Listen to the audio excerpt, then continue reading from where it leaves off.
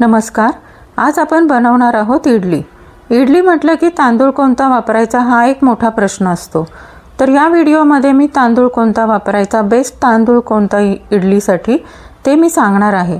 तर अजिबात स्किप न करता व्हिडिओ शेवटपर्यंत बघा. मऊ, लुसलुशीत आणि पांढरी शुभ्र जाळीदार अशी इडली कशी बनवायची हे मी या व्हिडिओमध्ये सांगण्याचा प्रयत्न केला आहे. तसेच सांबार कसं बनवायचं याचा व्हिडिओ मी आधीच अपलोड केला आहे. सांबारची रेसिपीसुद्धा तुम्ही नक्की बघा. मी त्याची लिंक तुम्हाला डिस्क्रिप्शन बॉक्समध्ये देणार आहे. आणि मी जो तांदूळ तुम्हाला सांगणार आहे त्या तांदळाची इडली तुम्ही नक्की करून बघा आणि कशी झाली ते मला तुम्ही कमेंट करून सांगा. खूपच छान होते. चला तर मग आपण रेसिपीला लगेच सुरुवात करूयात. एका बाउलमध्ये 1 वाटी उडदाची डाळ घेतली आहे. ती स्वच्छ धुवायची आहे. धुतल्यानंतर पुरेसं पाणी घालून डाळ आपल्याला भिजत घालायची आहे. 7 ते 8 तास भिजत घातली तरी चालेल किंवा रात्रभर भिजत घालू शकता तुम्ही डाळ. आता तांदूळ कोणता घ्यायचा ते मी तुम्हाला सांगते. तर मित्रांनो, हा मी घेतला आहे उकडा तांदूळ. उकडा तांदूळ 2.5 वाटी घेतला आहे. त्यानंतर अर्धी वाटी पोहे घेतले आहेत. हे दोन्ही पण आपल्याला भिजत घालायचं आहे. हे पण 7 ते 8 तास भिजवायचं किंवा रात्रभर भिजवायचं. मित्रांनो, उकड्या तांदळामुळे इडली इतकी सुंदर होते, तुम्ही एकदा नक्की बनवून बघा. एकदम स्पॉन्जी आणि हलकी अशी इडली तयार होते. तुम्ही कायम हाच तांदूळ वापरणार. हे बघा, आता डाळ आपली भिजून झाली आहे. तर डाळ मी वाटून घेते मिक्सरमध्ये. डाळ आपल्याला एकदम बारीक वाटायची आहे. 1च वाटी डाळ घेतली आहे आपण, त्यामुळे ही डाळ आपल्याला एका राऊंडमध्येच सगळी डाळ वाटून होणार आहे. अशा पद्धतीने डाळ वाटून झाली आहे. आता आपण तांदूळ वाटणार आहोत. हे बघा, तांदूळ पण किती छान भिजले आहेत, पोहे पण. आता आपण हे सर्व मिक्सरमध्ये वाटून घेणार आहे. तांदूळ जे आहेत ते आपल्याला किंचित जाडसर ठेवायचे आहेत. खूप बारीक पेस्ट त्याची करायची नाही आहे. तांदूळ आपल्याला 2दा करून वाटून घ्यावे लागणार आहेत. अर्धे अर्धे असे 2दा करून तांदूळ वाटून घ्यायचे आहेत. हे बघा, आता तांदूळसुद्धा वाटून झाले आहे. ते एका पातेल्यामध्ये सर्व घ्यायचं आहे. थोडं मोठंच पातेलं घ्या, कारण आपलं जे इडलीचं पीठ आहे ते सकाळी फुगून येणार आहे. पावसाळ्याच्या दिवसात इडलीचं पीठ व्यवस्थित फुगत नाही, तर त्यासाठी काय करा, 5 मिनिट ओव्हन चालू करा आणि बंद करा आणि त्यामध्ये ओव्हनमध्ये हे पातेलं ठेवून द्या. बघा किती छान एकदम फुगून येईल. किंवा मग एखादा टर्किशचा नॅपकिन असेल तर तो नॅपकिन तुम्ही पातेल्याला वरून झाकून ठेवा आणि व्यवस्थित पातेल्याला गुंडाळून ठेवा तरीसुद्धा चालेल. आता बघा, इडलीचं पीठ मी सकाळी बघितलं आहे, तर बघा किती छान फुगून आलं आहे.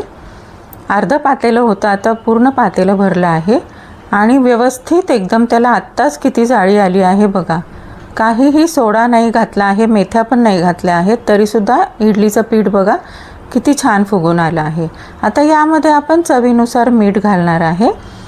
मीठ घातल्यानंतर पुन्हा व्यवस्थित मिक्स करून घ्यायचं आणि समजा आवश्यकता वाटली तरच यात पाणी घालायचं, नाहीतर पाणी नाही घातलं तरी चालेल. आता यामध्ये थोडीशी गरज पडली मला नंतर, त्यामुळे मी थोडंसं पाणी घातलं याच्यामध्ये. त्यानंतर इडलीचं भांडं जे आहे ते गॅसवर गरम करायला ठेवायचं. मी आधीच ठेवलेलं आहे त्यात पाणी घालून पुरेसं. त्यानंतर इडली पात्रामधल्या ज्या ताटल्या असतात त्या ताटल्या घ्यायच्या, त्याला व्यवस्थित तेल लावायचं आणि तेल लावल्यानंतर त्याच्यामध्ये इडलीचं बॅटर घालायचं आहे. तर एवढ्या प्रमाणातच इडलीचं बॅटर घाला. जास्त घातलं तर बाहेर येईल, कारण इडल्यानंतर फुगतात आणि त्या मग बाहेर येऊ शकतात, म्हणून मग थोडं कमीच घालायचं. आणि अशा पद्धतीने ताटल्या ठेवायच्या की त्याची होलची बाजू जी आहे ती इडलीवर येईल, म्हणजे वाफ जायला बरं पडतं आणि इडल्या ओल्या होत नाहीत, पाणी त्याच्यावर पडत नाही. तर अशा पद्धतीने इडली पात्रामध्ये मी इडली स्टँड ठेवून दिलं आहे आणि त्याला झाकण लावलं आहे. झाकण लावल्यानंतर आपल्याला साधारण 15 मिनटं वाफवून घ्यायच्या आहेत इडल्या. वाफवल्यानंतर बघा किती छान तयार झाल्या आहेत. गरमागरम इडली आपली लगेच झटपट तयार आहे. 15 मिनटापेक्षा जास्त ठेवू नका, त्यापेक्षा कमी ठेवलं तर चालेल, पण जास्त ठेवू नका. बघा किती छान इडली आपली फुगली आहे. तुम्हाला मी दाखवते काढून. हाताला थोडंसं पाणी घ्यायचं आणि बोटाने सुद्धा इडली काढू शकता. इतकी ती छान झाली आहे, चिकटली नाही आहे, काही नाही आहे, व्यवस्थित तेल लावलं त्याच्यामुळे.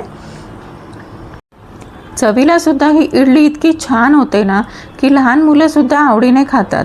काही लहान मुलांना इडली आवडत नाही, पण ते सुद्धा या तांदळाची इडली जर केली तर खायला सुरुवात करतील. तुम्ही नक्की बघा करून. हे बघा, तुम्हाला एक इडली मी तोडून दाखवते. बघा किती स्पॉन्जी झाली आहे आणि जाळीदार झाली आहे. अशा पद्धतीने बघा किती सुंदर इडली आपली तयार झाली आहे. ही इडली सांबारसोबत खा किंवा चटणीसोबत, कशीही खाल्ली तरी खूप छान लागणार. नुसती खाल्ली तरी लहान मुलं तर आवडीने खाणार.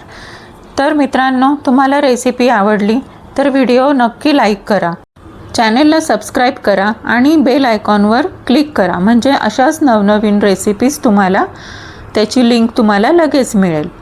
तर मित्रांनो, हा व्हिडिओ तुम्ही शेअर पण भरपूर करा. तुमच्या प्रतिक्रिया मला कमेंट करून नक्की कळवा. चला तर भेटूयात अशाच एका छान रेसिपीसह नवीन व्हिडिओमध्ये. तसेच हा व्हिडिओ तुम्ही शेवटपर्यंत बघितल्याबद्दल तुमचे खूप खूप आभार.